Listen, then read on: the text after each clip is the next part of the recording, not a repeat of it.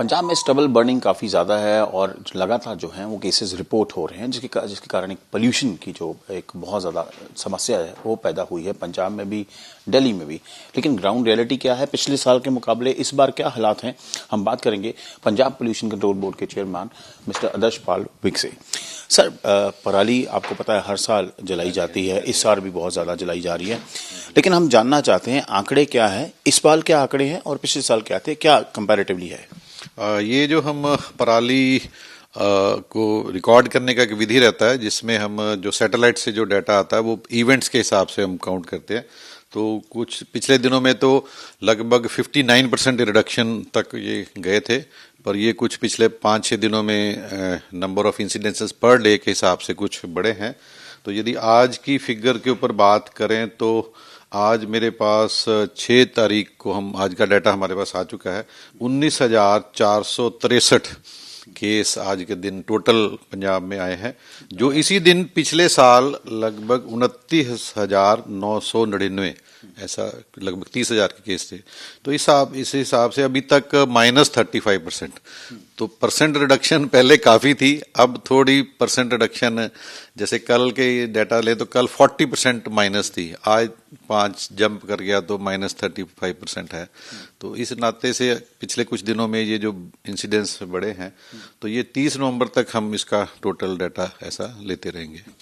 तो ये जो केसेस बढ़े हैं जो आप बोल रहे हैं पिछले 5-6 दिन में, हालांकि कंपैरेटिवली पिछले साल से कम है, इनको कर्टेल करने के लिए प्लान्स क्या है, क्या कर रहे हैं आप? ये शुरू से ही हमारा जो एक्शन प्लान है स्टेट का, जिसमें सारे विभाग उसके जुड़े हुए हैं और बहुत सी मैन फोर्स लगी हुई है सारे ऑफिसर्स की।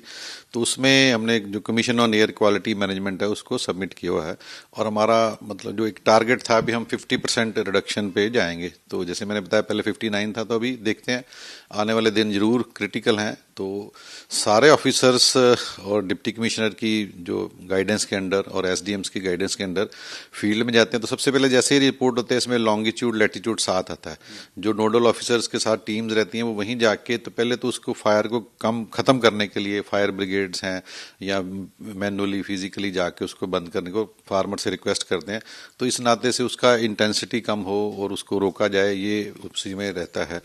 तो ये दूसरी तरफ जो एक परमानेंट सोल्यूशन के नाते 2 अप्रोचेस हम किसानों के साथ बांटते हैं। एक इन सिचू मैनेजमेंट, भी खेत की पराली खेत में रहे, तो उसके लिए जो मशीन्स हैं वो लगभग 1.25 लाख मशीन्स उनको दी जाती हैं और वो क्योंकि समय उस हिसाब से कम रहता है और वो एक वेबसाइट उसके ऐप के थ्रू वो उनको मिली जाती है।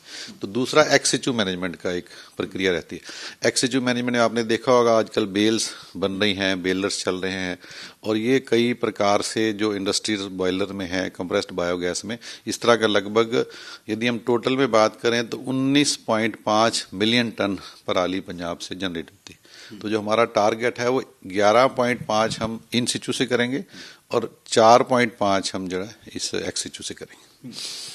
एक बड़ा इंपॉर्टेंट है सर कि दिल्ली में भी पोल्यूशन लेवल हाई हैं, कुछ उन्होंने स्ट्रिंजेंट मेजर्स भी लिए हैं, अब ऑड इवन पे भी जा रहे हैं।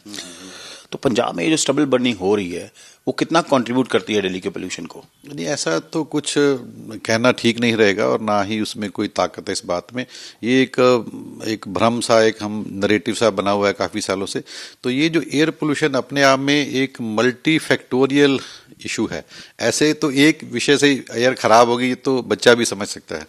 तो वो क्या रहता है, पहले तो उस शहर की पॉपुलेशन डेंसिटी क्या है। आप मान सकते हैं भी एक जगह पे यदि इतने लोग रह रहे हैं तो उनकी एनर्जी रिक्वायरमेंट, उनका फ्यूल, उनका साथ, और सेकंड रहता है जो वहाँ के व्हीकल्स हैं तो वो उसके साथ भी जुड़े हुए हैं। तो नंबर ऑफ व्हीकल्स वो कितने चलते हैं, व्हीकल्स में भी एक तो उनका मिशन रहता है कि उनके साथ डस्ट भी कई बार उड़ती है, वो कच्ची रोड्स हैं। सेकंड है जो कंस्ट्रक्शन एंड डेवलपमेंट एक्टिविटीज जो आप कह रहे हैं वो बैन भी हुई हैं अभी आज। तो ये सारी चीजें डस्ट में, पार्टिकुलेट मैटर में, ये सारा कंट्रीब्यूट करती रहती हैं और इंडस्ट्रियल इमिशंस भी रहते हैं और डोमेस्टिक इमिशंस भी रहते हैं। तो ये सारे मिलके एयर पोल्यूशन के लिए जिम्मेवार माने जाते हैं। तो इस समय थोड़ी 2 चीजों को आप जरा ध्यान से, ये मैं कह सकता हूँ जैसे 5-6 चीजें पहले से हो रही थी, यदि हम उनको और अच्छी तरह ध्यान में रखते तो इतने शायद नहीं बढ़ता। तो कुछ ये मौसम का जो बदलाव है ये अपने आप में एक कोरिलेशन जुड़ गया। जैसे गर्मी में आप समझ सकते हैं, ये गर्मी में चीजें नीचे जल्दी उड़ जाती हैं, हवा भी तेज रहती है और टेम्परेचर तेज रहता है। और ये रिवर्स हो रहा है, टेम्परेचर कम हो रहा है, बादल इकट्ठे हो रहे हैं, कंडेंसेशन हो रही है, तो वो डिस्पर्शन कम होती है। तो जो पहले से एयर पोल्यूटेंट्स हैं वो थोड़ा उड़ने में समय लगता है, तो इसलिए वो थोड़ा सा सिटी के ऊपर ऐसा एक बन सकता है।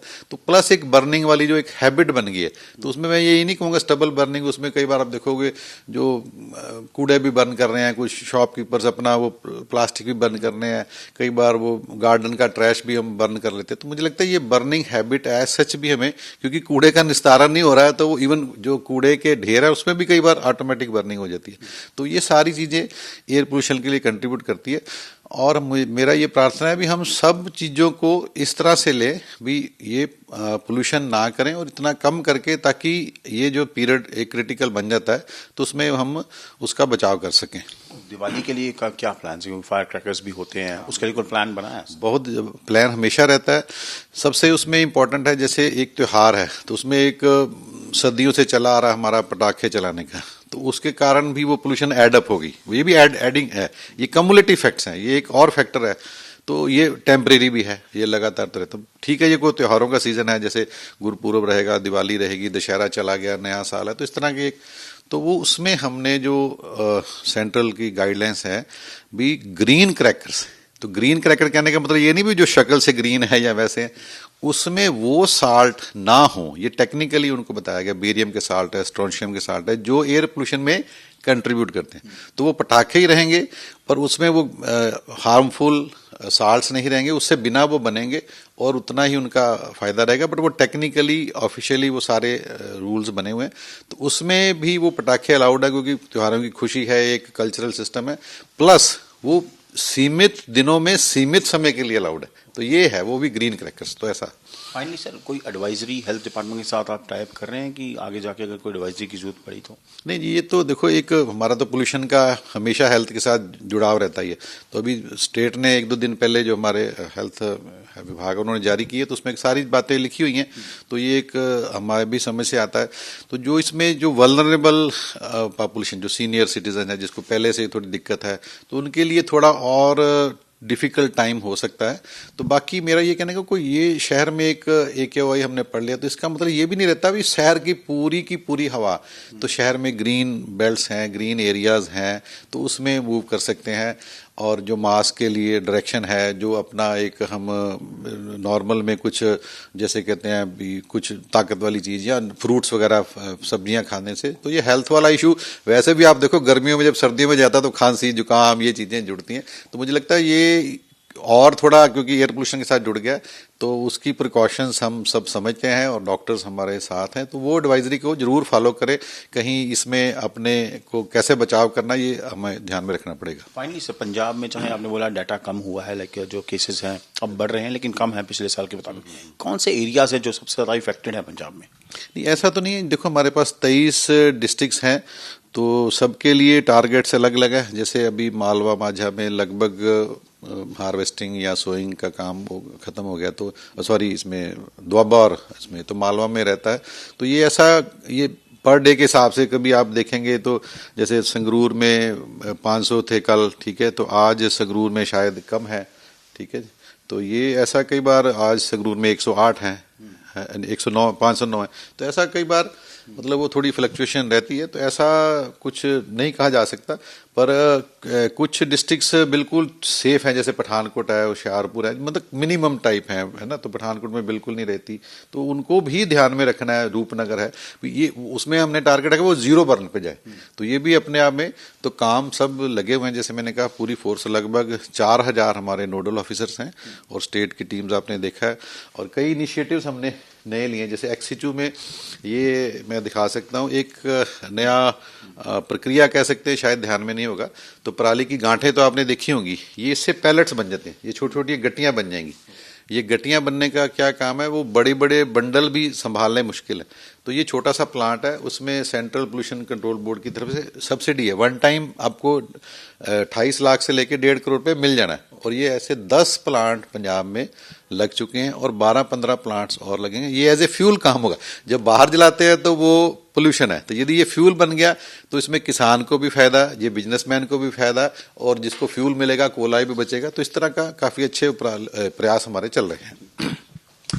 सो ये थे पंजाब पोल्यूशन कंट्रोल बोर्ड के चेयरमैन मिस्टर दर्शपाल विग, जिन्होंने बताया कि हाँ, चाहे स्टबल बर्निंग के इंसिडेंट्स हो रहे हैं, लेकिन पिछले साल के मुकाबले वो 30% रिडक्शन है आज के दिन के लिए।